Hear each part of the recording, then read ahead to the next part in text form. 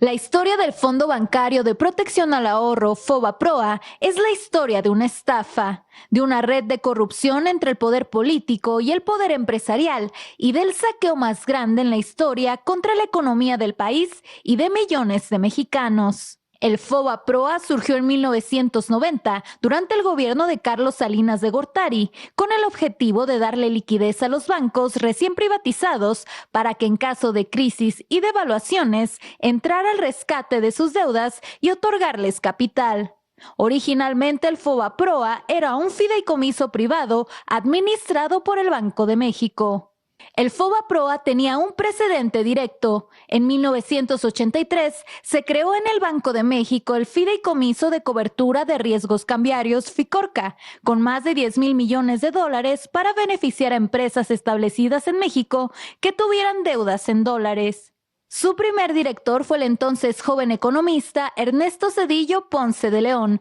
recién doctorado en la Universidad de Yale. El FICORCA, como el FOBAPROA, fue un instrumento para beneficiar a grandes empresarios que contribuyeron a las campañas políticas del PRI y al ascenso de la nueva élite de tecnócratas. FICORCA benefició al menos a 209 empresas que pertenecían a los 30 grupos empresariales más poderosos. En diciembre de 1994, tras el final trágico del sexenio de Carlos Salinas de Gortari y ante el escenario de un enorme déficit en la cuenta corriente, a su llegada a la presidencia de la República, Ernesto Zedillo decidió devaluar el peso de manera discrecional, avisando solo a un grupo selecto de empresarios nacionales y extranjeros, provocando con ello una fuga de capitales súbita, el aumento de las tasas de interés y la consecuente quiebra de millones de empresas y de mexicanos que no pudieron pagar sus deudas con los bancos. La cartera vencida se disparó en 150% en solo unos meses.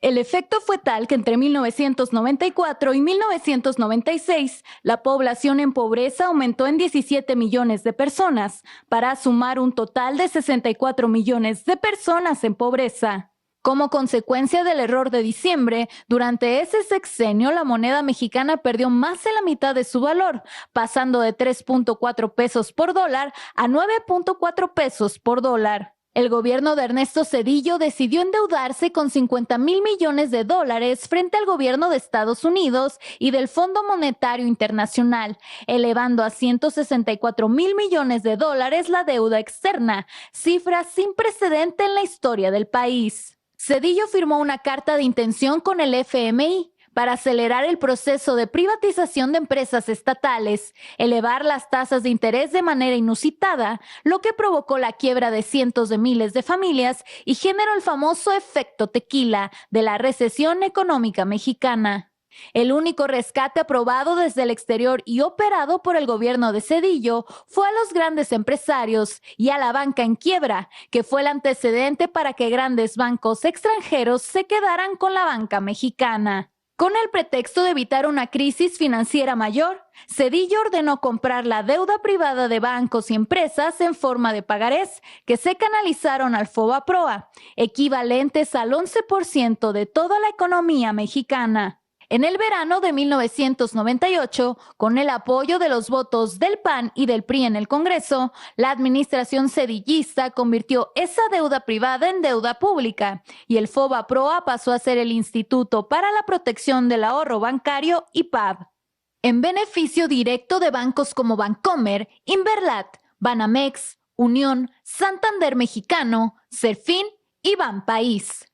La deuda original de 552,000 millones de pesos se convirtió en deuda pública. Al cierre del 2000, el último año del sexenio de Zedillo, esa deuda había crecido a 705,000 millones de pesos y en 2023 ascendía a 1,096,877,7 millones de pesos. En un cuarto de siglo, creció más de 100%, aunque ya se habían pagado más de 1,376,000 millones de pesos solo en bonos del IPAB. Se trata del saqueo más grande a las arcas mexicanas y un acto de corrupción que contó con el apoyo de legisladores del PRI y del PAN en contubernio con grandes empresarios y políticos que se beneficiaron directamente de este proceso. No fue casual esta complicidad. Entre los empresarios beneficiados están varios políticos del PRI y el PAN, cuyas empresas se beneficiaron del FOBAPROA, como Vicente Fox, Fernando Senderos Mestre, el regiomontano Fernando Canales Clariont, José Eduardo Robinson Burs Castelo o los empresarios políticos Carlos Hank Ron, que donó $25 millones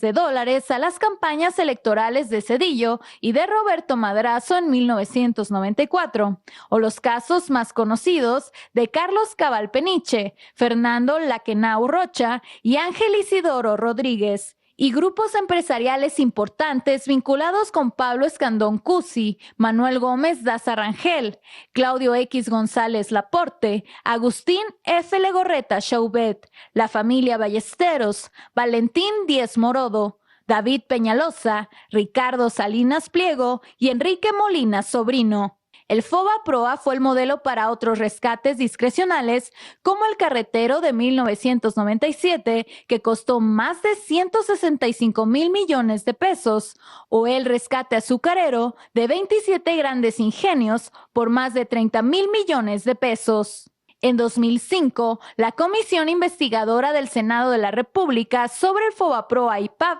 consideró a este mecanismo como un despojo en el que se detectaron operaciones irregulares por montos millonarios, por las que se presentaron denuncias por defraudación fiscal, tráfico de influencias, uso indebido de atribuciones, conflicto de intereses, fraude corporativo, uso de información privilegiada, engaño y perjuicio a la nación. Hasta Carlos Salinas de Gortari, ex jefe de Zedillo y padre del neoliberalismo, calificó al FOBAPROA en su libro La década perdida como una capitulación y entrega de áreas fundamentales de la economía a extranjeros.